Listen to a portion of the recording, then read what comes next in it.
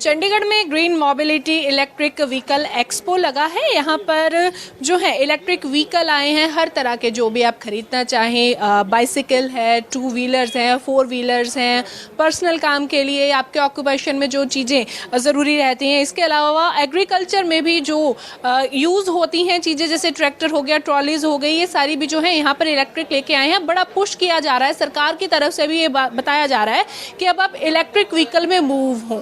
पर क्यों जाएं हम क्यों पेट्रोल या डीजल के जो हमारे व्हीकल्स हैं उनको छोड़ें, हम क्यों अपनाएं इलेक्ट्रिक व्हीकल? तो इसके लिए हम जानेंगे, हमारे पास क्रेस्ट यानी कि Chandigarh renewable energy science and technology promotion society जो है उनके तरफ से हम जानेंगे कि क्यों जो मूव है हुआ जाए इलेक्ट्रिक व्हीकल्स की तरफ। हमारे साथ पारुल हैं, ये प्रोजेक्ट मैनेजर हैं क्रेस्ट में। इनसे जानेंगे कि पारुल, बड़ा कहा जा रहा है, सरकार की तरफ से भी ये जोर लगाया जा रहा है कि इलेक्ट्रिक व्हीकल जो है वो अपना लिए जाएं, पर क्यों अपनाए जाएं? हम जो पुराने तौर तरीके हैं वो क्यों छोड़ें? हम जैसे हम देख सकते हैं कि अभी जो व्हीकल हमारा आईसी इंजन से यूज़ हो रहा है उसमें काफ़ी प्रदूषण हो रहा है हमारे देश में भी और कंट्री में और वर्ल्ड वाइड भी। तो इलेक्ट्रिक व्हीकल से शिफ्ट से एक फ़ायदा है कि उसका एक जो एमिशन है वो ज़ीरो, जो टेल पाइप एमिशन है वो बिल्कुल ज़ीरो है। तो जो हमारे कार्बन फुटप्रिंट्स है वो बिल्कुल ज़ीरो है। तो एनवायरनमेंट फ्रेंडली के लिए ईवी में शिफ्ट होना बहुत ज़रूरी है।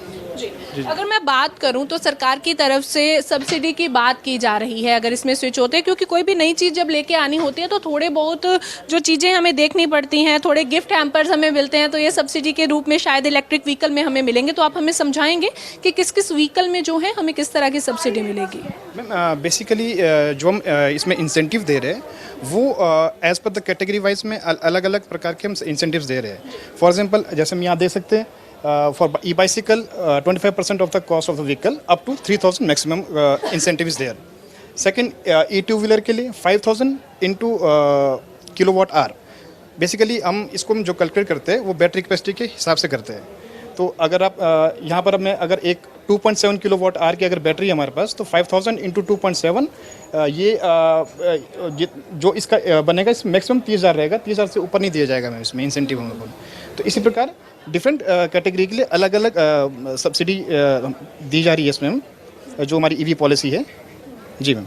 तो इसका बेनिफिट जो है वो किस तरह से लिया जा सकता है? अगर कोई आपसे बुक करवाता है तो डायरेक्ट सब्सिडी उसे प्रोवाइड करवाई जाएगी आपकी तरफ से, उसको किस तरह से गाइड किया जाएगा? इसमें बेसिकली एक जो हमारी ईवी पॉलिसी है उसमें क्लॉज है कि भाई जो भी आप व्हीकल लेंगे वो चंडीगढ़ ही डीलरशिप से ली जाएगी, प्लस रजिस्टर भी चंडीगढ़ में ही होगा। उसके जब कोई भी कंज्यूमर आपकी गाड़ी लेता है तो उसके बाद वो वहाँ से जो हमारी एक एसओपी हमने नोटिफाई की हुई है, हमारे पोर्टल पर है ये ऑलरेडी।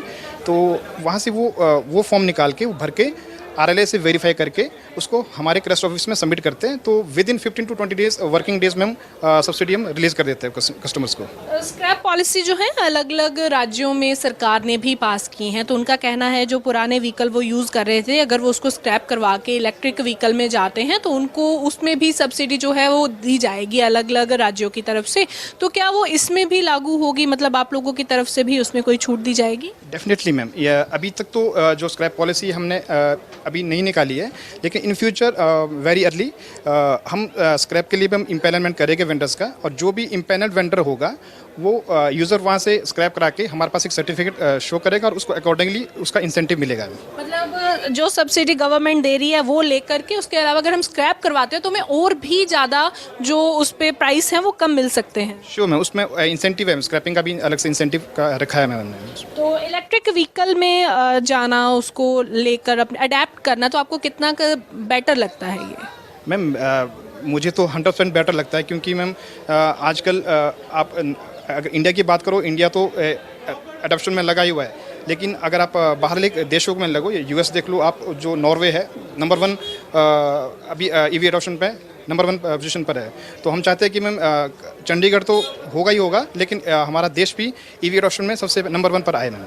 तो ये थे हमारे साथ पारुल, प्रोजेक्ट मैनेजर हैं ये, और इन्होंने समझाया कि क्यों इलेक्ट्रिक व्हीकल जो पॉलिसी है हम उसमें जा सकते हैं, क्यों हम इलेक्ट्रिक व्हीकल जो है अडेप्ट कर सकते हैं। इसके 2 फ़ायदे जो मुझे लगा कि सबसे अच्छी चीज़ तो ये है कि अगर हम पुराने व्हीकल्स जो हैं वो चलाना थोड़ा कम करते हैं, इलेक्ट्रिक व्हीकल में चले जाते हैं, एक तो हमें 2 तरफ से सब्सिडीज़ होंगी, गवर्नमेंट की तरफ से मिलेगी, और दूसरा स्क्रैप पॉलिसी जो है उसके तहत भी हमें जो छूट है इन व्हीकल्स पर मिलेगी।